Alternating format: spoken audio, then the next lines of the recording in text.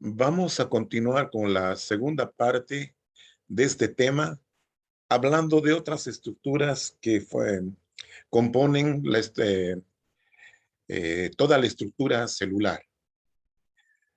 Uno de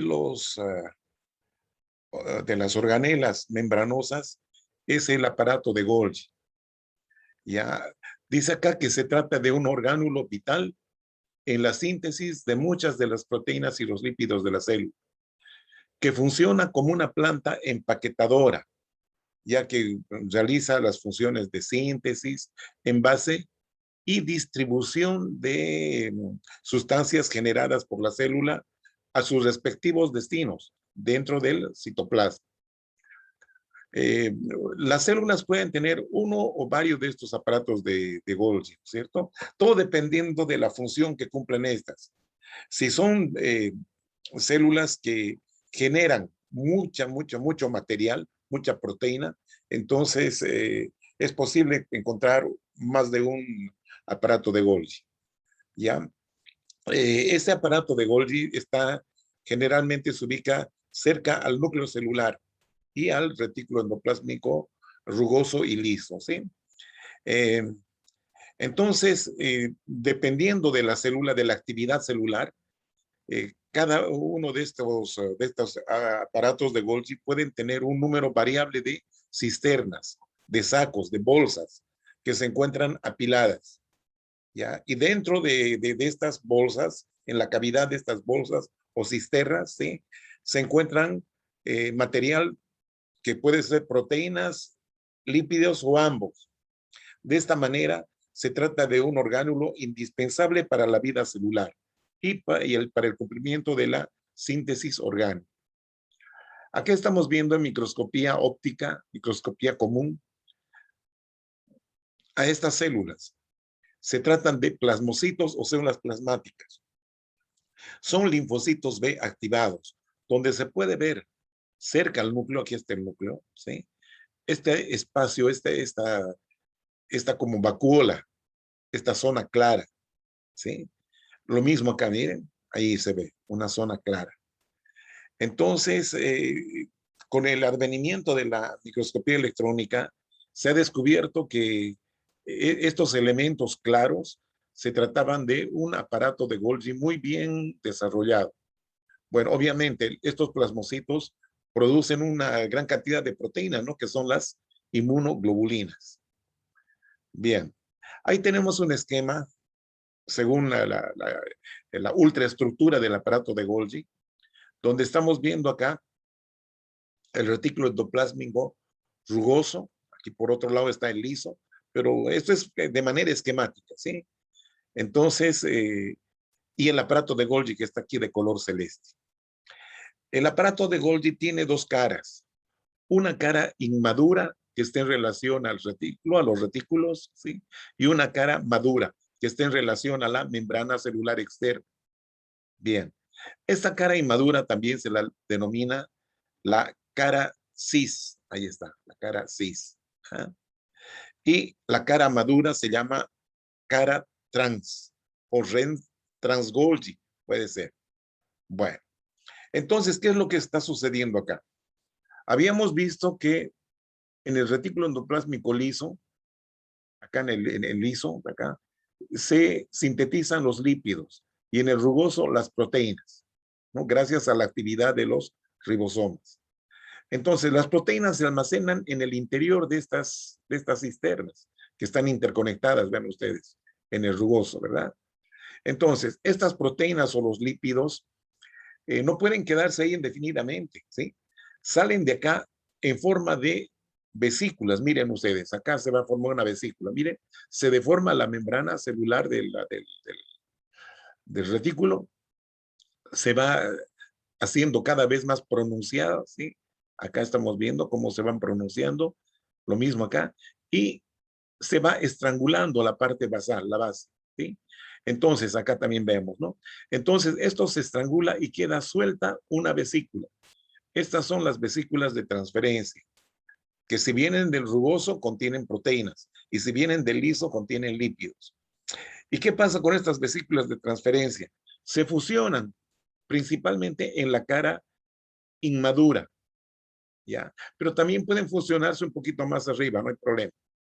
Ahí estamos viendo el Golgi, ¿no es cierto? Son sacos aplanados independientes, no están interconectados entre sí, son independientes. Bueno, entonces decíamos que generalmente se fusionan en la red, en la cara inmadura.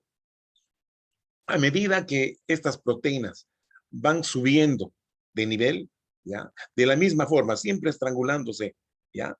Van subiendo como vesículas, ¿sí? Y a medida que están subiendo, están madurando, se van mezclando con otros materiales. Si se mezclan con lípidos, van a ser lipoproteínas. Si se mezclan con glúcidos, van a ser glucoproteínas. Bueno, esa es la idea. Entonces, en la cara madura ya sale el producto totalmente terminado. Estos son envases con el producto terminado. Acá, a la cara inmadura llega la proteína y el lípido en bruto, ya en bruto. Y a medida que van subiendo de niveles, van, digamos, refinándose, se refina, ¿ya? Para finalmente en la cara madura se desprenden ya las vesículas secretoras o los gránulos de secreción, que se llaman así. Ahí estamos viendo, ¿sí? Este es el núcleo, el nucleolo. Ahí estamos viendo la envoltura nuclear. No se llama, no se la denomina así membrana, sino envoltura, ¿ya? Entonces, aquí está el rugoso, aquí está el liso. Vean ustedes que la envoltura nuclear es una dependencia del rugoso, ¿ya? Muy bien. Entonces, vemos acá entonces que las proteínas que están depositadas, almacenadas en el interior de estos sacos aplanados, y aquí los lípidos, ¿sí? Se van desprendiendo como vesículas de transferencia o de transporte que van hacia la cara inmadura del Golgi. Este es el Golgi. Estas van subiendo, ¿sí? De nivel, ¿sí? De un saco a otro, al otro, a medida que van madurando, ¿ya? Y esta es la cara madura, la cara trans, la cara cis, la cara trans. En la cara trans, entonces, ya se libera el producto terminado, el producto refinado. Entonces, ¿qué tipos de material se elimina? Material para exportación. Ese material para exportación que están en las gránulos de secreción van a ser expulsados por eh, exocitosis. Es el material útil para el funcionamiento del sistema en general, ¿ya? Y también se van a producir estos gránulos con secreción, pero para consumo interno de la célula. El ejemplo más claro son los lisosomas, que contienen gran cantidad de enzimas. Y las enzimas son proteínas al final. ¿Ah? Son proteínas. Bien, ahí estamos viendo. La cara inmadura, las vesículas de transporte, cómo se fusionan en las cisternas, digamos, de las inmaduras. Entonces, el producto va subiendo, así como vesiculitas, como ya hemos visto, va subiendo de nivel, hasta llegar a la cara madura. Y de la cara madura salen los gránulos de secreción que contienen este material muy útil, obviamente, que salen por exocitosis, ¿ya? Y también existen gránulos que se quedan, que contienen material para consumo interno, como ya les había mencionado, es el caso de los lisosomas. Bien, las mitocondrias. Es una estructura con forma de bastón, dice acá. La mitocondria, gracias a que posee un ADN propio, que se llama ADN mitocondrial, tienen la capacidad de reproducirse por sí mismo, ¿sí? Eso es importante.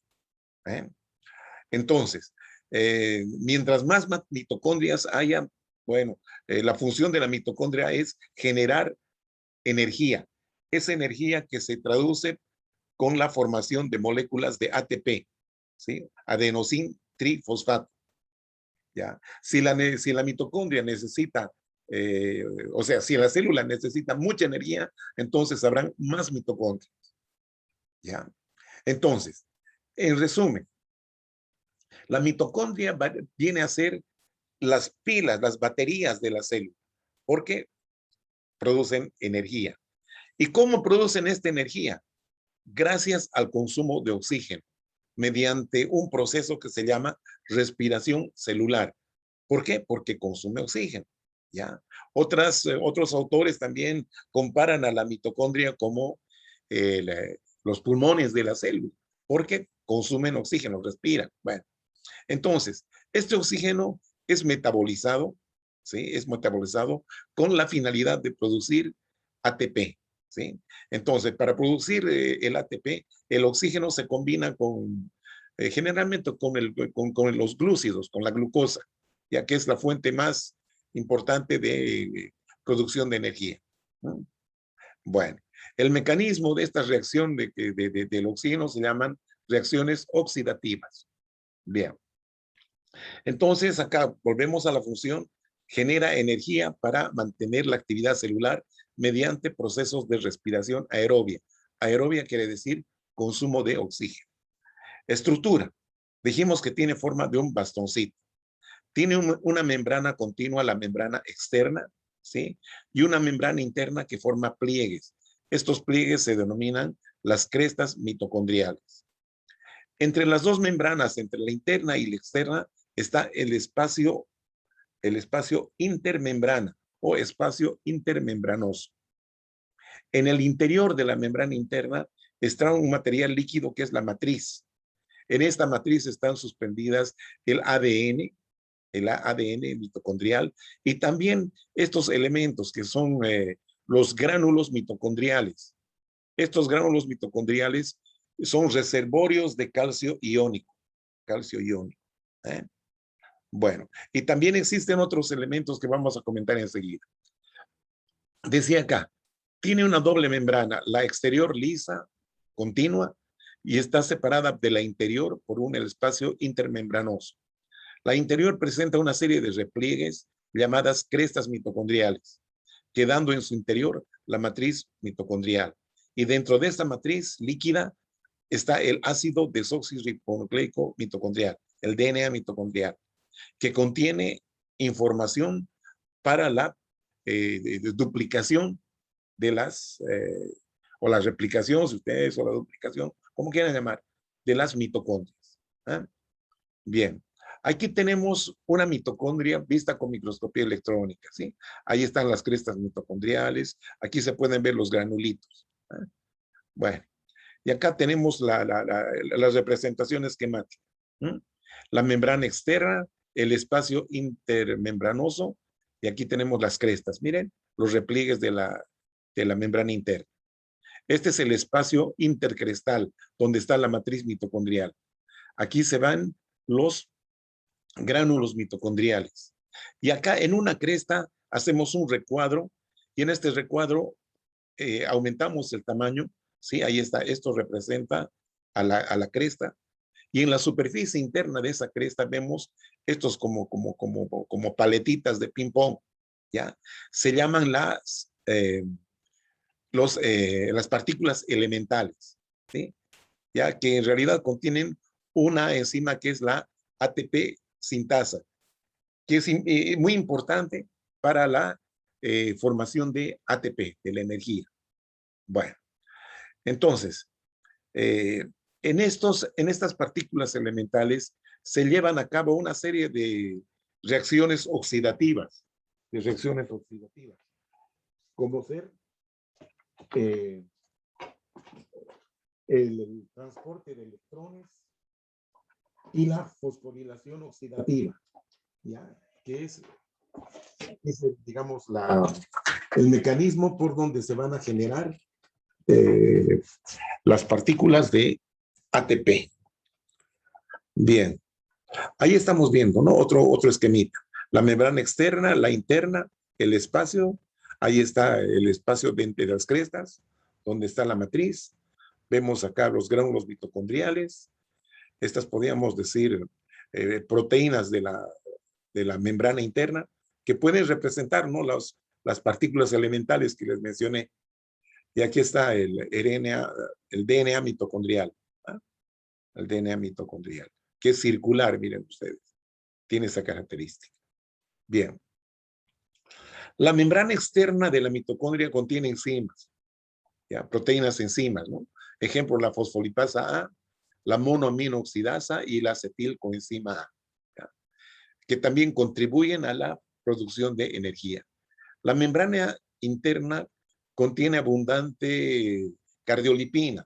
Es un lípido similar al que se encontró en el corazón, por eso se llama cardiolipina, que tiene la característica de impermeabilizar a la membrana. Las crestas contienen proteínas, ¿sí? Como ser los elementos, las partículas elementales, ¿sí? Que son las encargadas de producir reacciones oxidativas de la cadena respiratoria de transporte de electrones para la síntesis de ATP. Y además regulan el transporte de metabolitos. Bien. Los peroxisomas, también llamados microcuerpos, ¿sí? Son orgánulos membranosos, esféricos, que aproximadamente miden 5 micrómetros de diámetro. Contienen enzimas oxidativas, en particular la catalasa y otras peroxidasas, dice acá. Prácticamente todas las enzimas oxidativas producen peróxido de hidrógeno, el H2O2. El agua oxigenada también se llama así. Entonces, en todas las reacciones oxidativas existen especies tóxicas, se desprenden especies reactivas del oxígeno, ¿ya? Entre ellos está el peróxido de hidrógeno, como un producto, ¿no es cierto? Este peróxido es una sustancia tóxica, es una especie reactiva. La catalasa, que siempre está presente en los peroxisomas, regula con precisión el contenido celular de este peróxido y lo degrada, ¿sí? Para proteger la célula, ya, porque como les decía, son muy tóxicas. Entonces, el contenido de los peroxisomas vienen a ser unos antioxidantes. Obviamente, como son propios de las células, se llaman endógenos, porque existen también antioxidantes exógenos, como la vitamina E, por ejemplo, ¿no es cierto? Y otros productos que vienen, que ingresan con la dieta. Bien, ahí tenemos un peroxisoma, ¿eh? Aquí en su interior tenemos una serie de enzimas como la catalasa y peroxidasa, que se encargan de degradar el peróxido de hidrógeno. Bien. Otra organela no membranosa son los ribosomas, ya que son las macromoléculas responsables de la síntesis o traducción de aminoácidos del ARN mensajero en las células eucariotas. ¿Qué significa esto de células eucariotas? Son las células, digamos, evolutivamente más actualizadas en comparación a las procariotas, que son bastante antiguas, ¿eh? Bastante antiguas, son bastante rudimentarias. ¿Ya? Es como comparar al hombre de las cavernas con el Homo sapiens, digamos así. El Homo sapiens sería eucariota y los cavernarios serían las procariotas. Bueno, la función más importante del ribosoma es la producción, la formación, la fabricación de proteínas, elemento esencial para el funcionamiento general de todos los seres vivos, ya sean animales o vegetales. Bien. Entonces, ¿qué pasa con los ribosomas? Como organelas no membranosas, están compuestas por dos unidades. ¿Y cuál es su función? Cuando llega del núcleo el ARN mensajero, ¿sí? En forma de una tira, vean ustedes. Entonces, esta se localiza, ¿no? El ARN mensajero se localiza entre las dos unidades del ribosoma. Y es acá donde los ribosomas leen los códigos, leen la receta que viene de este núcleo, ¿no? Que han copiado del DNA, del núcleo. Entonces, traen esa información y aquí el ribosoma es el que se encarga de leer, de traducir. Eso se llama traducción. Entonces, al traducir, lo que va a hacer es ensamblar, ya va a polimerizar a los diferentes aminoácidos para construir la proteína. Aquí estamos viendo en un principio, miren, Ya estamos viendo acá el ARN con la información y aquí está empezando a leer y está empezando a sintetizar la proteína. Aquí está la secuencia de señal, el inicio. Ya aquí está ya ensamblando más y más. ¿Eh? A medida que va ensamblando, esta es la membrana del retículo endoplásmico rugoso y aquí hay una proteína canal. Es por donde se introduce, ¿sí? Esta que es como la guía, ¿ya? Que es la señal de reconocimiento, ¿sí? Entonces reconoce a esta guía y se introduce y aquí va depositando la proteína. En realidad estas son cadenas de polipéptidos, cadenas de aminoácidos, ¿ya? Que una vez bueno, una vez que ingresó, se fragmenta la señal inicial, la guía, y entonces queda solamente la proteína. La proteína sigue depositándose hasta terminar, hasta que termine. Una vez que se ha completado la proteína queda acá almacenada. ¿Eh? Bien. Entonces, ¿qué es lo que va a ocurrir acá? Estamos viendo acá el ribosoma con sus dos unidades. Esta es la cadena de RNA mensajero, ¿ya?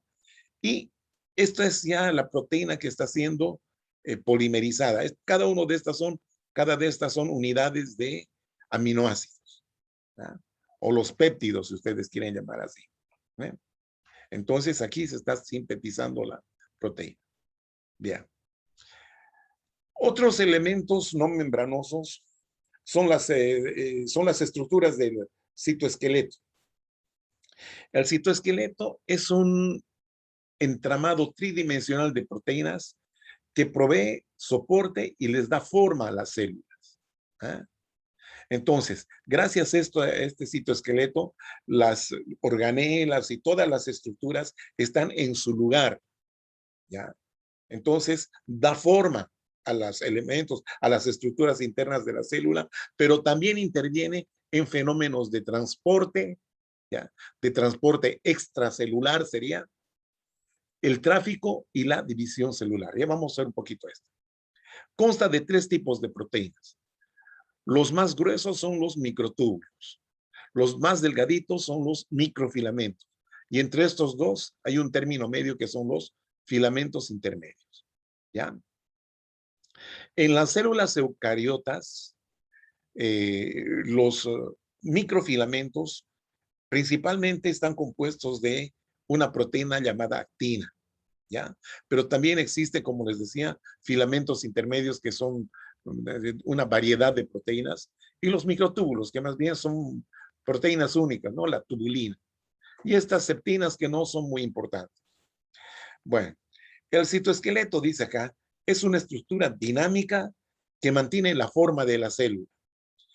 Facilita la movilidad celular. O sea, gracias a esto la célula puede moverse, puede ir de un lado a otro, ¿cierto?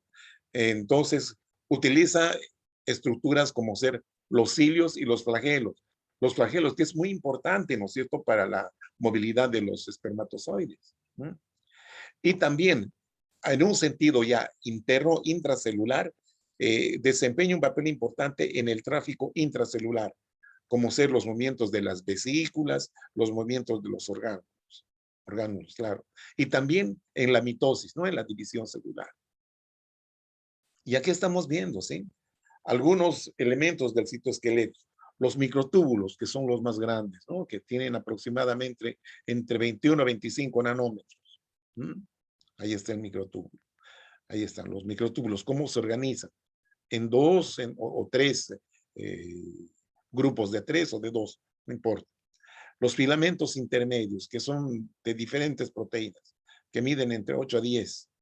¿Ya? Y finalmente los microfilamentos, que en promedio tienen 7 nanómetros. Bien, ahí estamos viendo, ¿no? La membrana. Aquí podemos ver el retículo endoplásmico rugoso con sus sacos interconectados, ¿cierto? Aquí tenemos microtúbulos, mitocondria, vemos ribosomas y otros elementos, ¿no? Microfilamentos. Vean ustedes, esta red tridimensional le da forma a la célula y mantiene a las organelas en su lugar, en su lugar. Ya no están distribuidas al azar, de una forma anárquica, no. Están todas bien puestas en cada una en su lugar que corresponde. Volvemos a reiterar a los elementos del citoesqueleto. Los microtúbulos, los más gruesos, los microfilamentos, que son los más delgados. Y entre estos dos están los filamentos intermedios. Bien, ahí vemos los microtúbulos. Los microtúbulos son estructuras tubulares que se forman gracias a la polimerización de estas proteínas, que son unidades de tubulina, ¿ya? Que van ensamblándose así como una espiral para formar los microtúbulos. ¿Eh? Estas son las más gruesas y estas son las más pequeñitas, son los microfilamentos, constituidas por moléculas de una proteína contráctil que es la actina. ¿Ya? Entonces vemos acá los cilios. Ahí está la membrana celular y surge esta así como un pelito, que es el cilio. Aquí cortamos transversalmente el cilio y vemos los microtúbulos, cómo están organizados. Y otras proteínas que sirven de, digamos, de ensamblaje. Aquí están dos túbulos centrales y son estos los periféricos. Aquí vemos con microscopía electrónica, ¿no? 1 y 2 cilios. Los microtúbulos están así organizados. Acá tenemos membrana celular, que es la envoltura del cilio. Estos se originan en una estructura que se llama el cuerpo basal. El cuerpo basal es la base para el ensamblaje de estos microtúbulos y formar luego el cilio o el flagelo. Bien, los centriolos, que son parecidos, ¿no? Son muy parecidos a este cuerpo basal. Tiene una estructura muy parecida, no igualita, parecida. Bien. El centriolo, un centriolo, uno solo, es un cilindro que tiene 9 tripletes de microtúbulos, 9 grupos de A3, ¿ya? Unidas por proteínas de soporte o proteínas de anclaje. Los centriolos son más conocidos por su función en los centrosomas. Entonces, un centrosoma es un par de centriolos, ¿sí? Estructuras que actúan como centros de organización de microtúbulos en células animales. Un centrosoma consiste de 2 centriolos en ángulo recto, forma de T, ¿sí? En forma perpendicular, si ustedes quieren. Entonces, se distribuyen o se orientan así en ángulo recto, en forma de T, y están rodeados de un material amorfo que es el material pericentriolar, ya que proporciona citros de anclaje para los microtúbulos. El centrosoma se duplica, o sea que el centrosoma son 2 centriolos. Cuando se duplica forman 4 centriolos, 2 pares. Entonces, esta duplicación se da antes de la división celular, antes de la mitosis. Entonces, estos digamos, se disponen, van a migrar hacia los polos de la célula, ¿no? Para que se produzca lo que se llama el uso mitótico, ¿ya? Que son una forma que se organizan los microtúbulos para traccionar a los cromosomas, ¿no es cierto? Y formar las 2 células hijas. Eso ya hemos visto en el tema de embriología. Bien, ahí está el centrosoma, ¿sí? Ahí están los 2 centriolos, dispuestos en forma de T, o sea, en ángulo recto. Eso es lo que decía. Bueno, ahí tenemos el centrosoma, el par de centriolos. Ahí estamos viendo el par de centriolos y los microtúbulos que se originan a partir de regiones organizadoras de microtúbulos que están dentro de los centriolos. Ahí están los tripletes, miren, ahí están. Grupos de 3 microtúbulos. Aquí está el microtúbulo central. ¿Ah? Bueno, y ahí estamos viendo, miren, los 2 centrosomas y aquí está el uso mitótico, aquí están los cromosomas, ¿ya? Que luego se va a producir la tracción, ¿sí? Se va a traccionar, se van a separar este par de cromosomas, uno para ir hacia una célula hija y el otro para ir a la otra célula hija, ¿sí? De esta forma se completa la división celular o mitosis. Acá estamos viendo, por ejemplo, los centrosomas, ¿sí? Y estos son microtúbulos. Aquí está el uso mitótico. Todo esto es cromatina, ya que van a formar los cromosomas, ¿ya? Bien. Los microfilamentos son los elementos del citoesqueleto más delgados. Tienen un diámetro alrededor de 7 nanómetros y están compuestos por muchos monómeros de una proteína llamada actina, ¿ya? Que cuando se ensamblan, forman un elemento, una tira, ¿sí? Muy similar, bueno, al DNA, ¿no? Pero no es DNA, son proteínas contráctiles llamadas actina, que forman una doble hélice, dice acá. Debido a que están hechos de monómeros de actina, a los microfilamentos también se los conoce como filamentos de actina. Estos filamentos de actina tienen direccionalidad, lo que significa que en sus extremos tienen diferente estructura.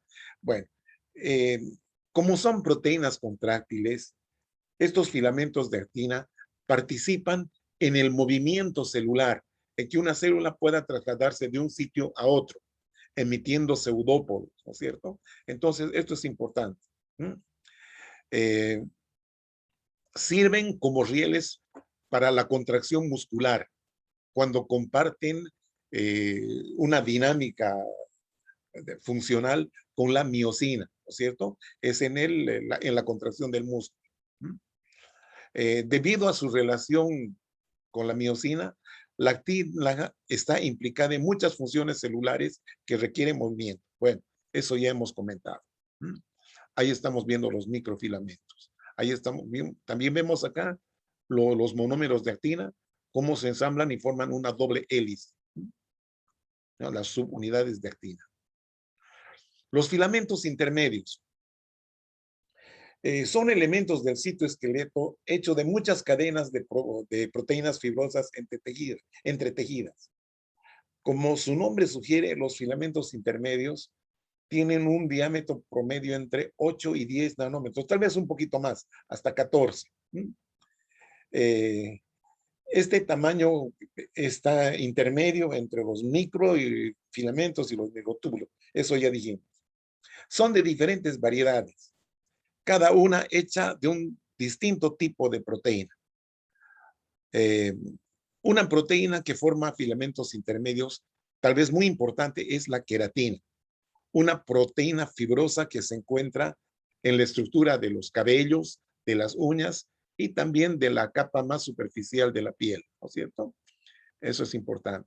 Entonces acá tenemos una serie de filamentos intermedios. Estas son proteínas y acá tenemos la localización. Las citoqueratinas, por ejemplo, se encuentran en las células epiteliales. La desmina, otro filamento intermedio que se encuentra en las células musculares, ya sea lisas o estriadas. La proteína ácida fibrilar glial, proteína ácida glial. Estos en las células gliales de los astrocitos, ¿sí? Células del tejido nervioso. Los neurofilamentos, proteína de los neurofilamentos en las neuronas. La lámina nuclear en el núcleo de todas las células. La vimentina en todos los tejidos de origen mesodérmico, ¿ya? En el mesénquimo. Bien. Y por último vamos a hablar un poco del núcleo, ¿no? Ahí está el núcleo. Aquí el nucleolo, aquí vemos estos grumos que son cromatina, ¿no? La cromatina, ¿no? Este es un órgano que es el hígado, ¿no? Que a veces los hepatocitos que forman las células del hígado pueden tener 2 o más núcleos, ¿no? Eso es porque son células muy activas, muy activas, ¿no? Bueno, entonces aquí tenemos, rodeando el núcleo tenemos esta gruesa envoltura nuclear, muy visible, ¿eh? El nucleolo, como les decía, y la cromatina, que son todos estos grumos. Bueno, la función del núcleo es mantener la integridad de los genes y controlar las actividades celulares que regulan la expresión génica. Es el centro de control de la célula, pues es, como volvemos a reiterar, la que dirige, la que rija, la que gobierna las actividades celulares. En el núcleo celular se controla la producción de proteínas, o sea que eh, en la cromatina del núcleo, ¿sí?, están los códigos, las recetas para que se sinteticen proteínas. ¿Mm? Entonces, también proteínas enzimáticas de las células, claro, también están. ¿Mm? Para ello se vale del ARN mensajero, ¿eh?, que es el encargado de llevar la información al ribosoma. Y el ribosoma está constituido también de ARN, que es el ARN ribosómico, ¿m?, que está en el citoplasma. Entonces, allí se produce la síntesis de proteínas, ya sea proteínas estructurales o proteínas enzimáticas, que van a controlar los procesos metabólicos. Además, en el núcleo celular se encuentran los cromosomas, que contienen el material genético, ¿no?, el ADN, que contienen toda la información genética del individuo, ¿ya?, que es pasada de la célula madre a dos células hijas durante la división celular. Bien, aquí tenemos un esquema de la estructura básica del núcleo. Por fuera está la envoltura nuclear, que dijimos que es una dependencia del retículo endoplásmico rugoso. Aquí está la cromatina y aquí tenemos el nucleolo, el nucleolo. Bueno, también acá podemos hablar de estas aberturas que son los complejos de poros. Bien. Otra vez, las partes del núcleo. Miren, ahí está el retículo endoplásmico rugoso, los ribosomas, ¿sí? Ahí está la envoltura nuclear, el complejo de poro, el nucleolo, la cromatina, ¿ya? Complejos de poro. Todos estos son ribosomas, por si acaso. Esta es la envoltura nuclear. Bien. La envoltura nuclear es la principal estructura del núcleo celular. Está compuesta por una doble membrana, una interna y otra externa, que rodea completamente a esta estructura nuclear, ¿no?, y la separa del citoplasma. El nucleolo es el encargado de la síntesis del material de los ribosomas, o sea, del RNA, ¿sí? El RNA ribosómico, por ejemplo, es sintetizado en el núcleo y estos son exportados al citoplasma para que formen los ribosomas. ¿Mm? El nucleoplasma o jugo nuclear, o también se conoce como cariolinfa, ¿ya?, es el medio interno, es un medio líquido, ¿ya?, que está dentro del núcleo. En él se encuentra la cromatina y el nucleolo o los nucleolos. ¿Mm? En el núcleo celular se encuentra la cromatina, la sustancia que contiene el ADN, ¿ya? Esta se subdivide a su vez, la cromatina, se divide a su vez en eucromatina, ¿ya?, o también se llama cromatina extendida o cromatina activa, ¿ya?, que es la forma del ADN menos compacta. Y la otra forma es la heterocromatina, que es la forma más compacta. Entonces, vamos a hacer acá un poquito de análisis de la cromatina, ¿ya? La cromatina puede ser visible o invisible. La cromatina invisible es una cromatina que está extendida. A la cromatina, como tiene esa configuración helicoidal de doble cadena, tiene a enrollarse, es igual que la serpentina. La serpentina, cuando está en su paquetito, ¿no es cierto?, que es más gruesa, más compacta, más visible, ¿sí? En cambio, cuando está estirada, pues es más larga y es invisible, prácticamente no se la ve, ¿ya? Por eso también se le llama la cromatina extendida o eucromatina, eucromatina, ¿ya? En cambio, la que está enrollada, compacta, se denomina heterocromatina, que es una cromatina inactiva. ¿Por qué? Porque es como un libro cerrado. En cambio, la extendida es un libro abierto, donde el RNA puede copiar, puede producir la transcripción de los códigos, copiar los códigos y esos códigos llevarlos hacia los ribosomas para que estos interpreten, lean. ¿Mm? Los códigos son las recetas para la formación de cierto tipo eh, de proteínas, ya sean enzimáticas, estructurales, en fin. Bueno, ahí tenemos el complejo de poro, que son estructuras proteínicas, ¿no es cierto?, que rodean un espacio por donde entra y sale material, ¿sí? Del núcleo hacia el citoplasma y del citoplasma hacia el núcleo. Esta es la membrana externa y esta es la interna, ¿sí? Esta es la cisterna, también se llama, cisterna perinuclear. No se olviden que esta es una dependencia del retículo endoplásmico rugoso. Bien, ahí tenemos, miren, la cromatina. Eh, la cromatina puede estar enrollada, ¿cierto? Enrollada, así como un rollo, ¿ya? El momento en que de máximo enrollamiento de la cromatina está representado por los cromosomas, y esto ocurre en la mitosis, en la división celular, ¿ya? Después estos se van desenrollando, miren, se van estirando cada vez más y mucho más, ¿sí? Hasta que finalmente queda el ADN totalmente extendido, donde expresa sus códigos para que puedan ser transcritos, para que puedan ser copiados. ¿Mm? Ahí está la cromatina. Aquí tenemos el nucleosoma, ¿ya? Estos son enrollamientos primarios, ¿sí? Del ADN. Entonces, acá intervienen unas proteínas que se llaman las histonas, que pueden ser globulares o pueden ser más, digamos, en forma de tubo. ¿Mm? Estos son las histonas H1 que llaman, y estas son las globulares. Son proteínas donde se empieza a enrollar el ADN. Todo esto es el ADN, ¿sí? El ADN. Acá tenemos el ADN de enlace y todo esta estructura es el nucleosoma. El nucleosoma. Ahí está, ¿sí? El nucleosoma. Bien. Aquí vemos lo mismo.